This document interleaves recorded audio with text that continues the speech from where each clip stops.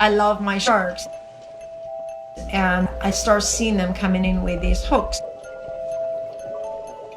The hook removal started like anything would start when you love someone.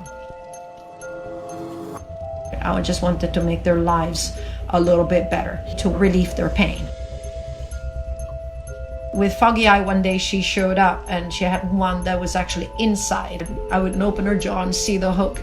And then at a certain moment, I decided to basically stick my hand in and pull the hook out. But then as soon as she came back, she allowed me to pet her.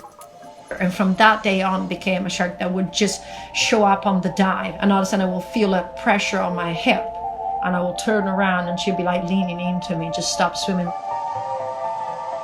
This change of personality from before the hook and after the hook was very much a light bulb for me.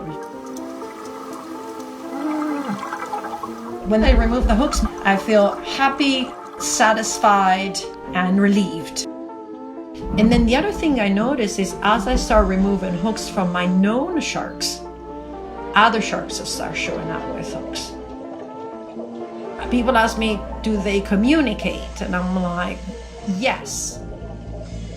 They're very accepting. Sharks in general in the world are very tolerant of our presence, entering their world. I wanted to pet a shark from the first moment I saw one. It took a year and some time before the transition between being a diver and then being a professional and then working with sharks and then finally having a shark in my lap. It's understanding that it's done on the shark's terms, not on mine. Because every time a shark does that, I do realize what a privilege it is. This is a wild animal and she's given me full trust. It's a complete abandonment, saying, well, in this moment I trust you, you're not going to hurt me. It is something to be absolutely in awe of, no matter how many times it happens. What I developed is an appreciation for their vulnerability.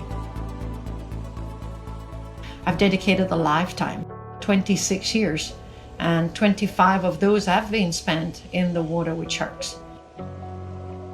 We may still be a little bit afraid of sharks, but we need sharks. The sharks are vital for balancing the ecosystems, and this planet survives on the balance of the oceans. They have been affected by our fishing, by our coastal destruction, by our pollution. This is the box of hooks that I've removed through the years. Over 300. I think sharks are absolutely beautiful. I love how they sinuously swim through the water. Like my parents taught me, there are no monsters in the sea, only the one we make up in our heads.